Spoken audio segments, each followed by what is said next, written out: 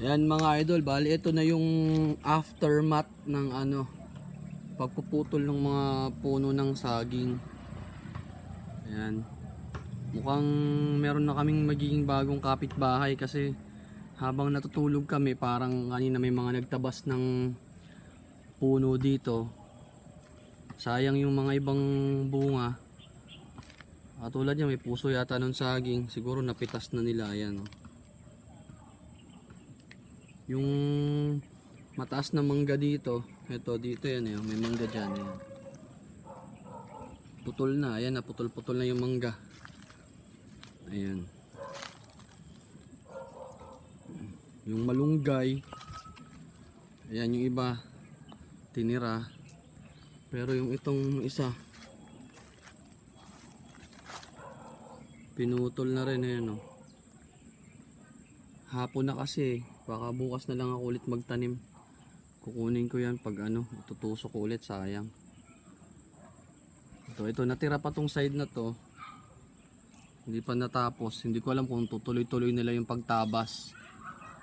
Ayan, may mga iba pang natira, pero ayan, ang pinoproblema ko yung banda dun sa may gilid namin, kasi dun lumalabas yung tubig namin. Kung magi-straight yan, kailangan makagawa ako ng daan papunta dun sa labasan ng tubig, kasi mababarahan yan kung nagkataon pag hanggang dun sila sagad sa dulo ng pader, daanan ng tubig. Ayan, so ayan, yung mga saging putol-putol na.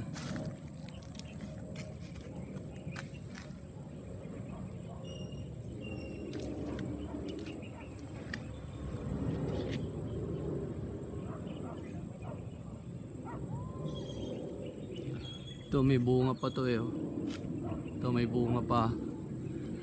Ito tinira pa nila yung isang mangga dito, hindi nila tinabas.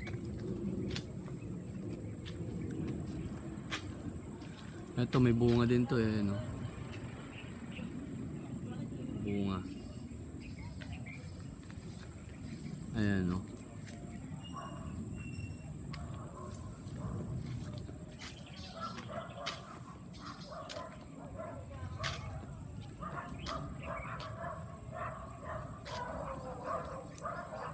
wala tayong magagawa kasi hindi natin lupa to mga idol. Tinaniman lang natin to ng mga saging habang wala pang nakatira. Syempre yan, magtatayo na sila ng bahay nila rito. Kailangan ng putulin yung mga tanim.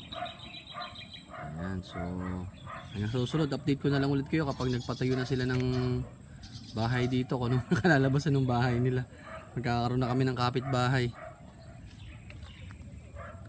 Ayan, so thank you for watching. Bye bye.